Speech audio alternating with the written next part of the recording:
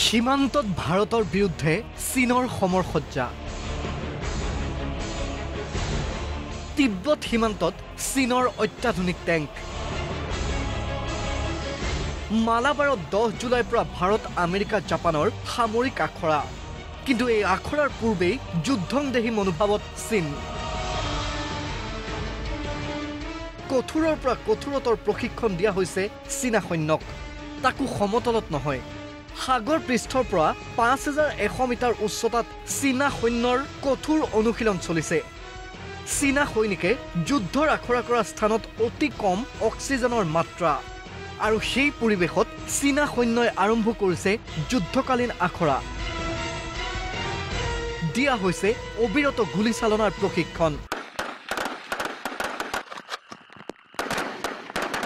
যুদ্ধৰ সময়ত বিষয়াৰ আদেশ আদিৰ ক্ষেত্ৰত যাতে কোনো বেমেজালি নহয় কঠিন পৰিস্থিতিটো যাতে যোগাযোগ হেৰাই নাযায় সকলোবোৰৰ আখৰা চলিছে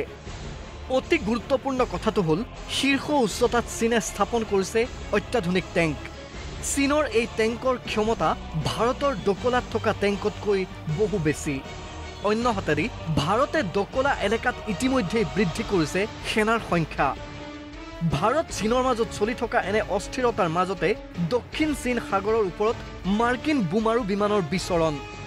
G20ত চি জিনপিং আৰু ডোনাল্ড ট্ৰাম্পৰ বৈঠকৰ পূৰ্বে চীনে নিজৰ বুলি দাবী কৰা এলেকাত মাৰ্কিন বোমাৰু বিমানৰ প্ৰৱেশে দিছে অন্য এক ইংগিত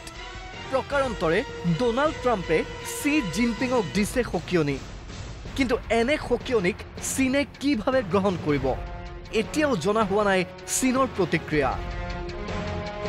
ইন্টাৰনেশ্যনেল ডেস্ক প্ৰতিদিন টাইম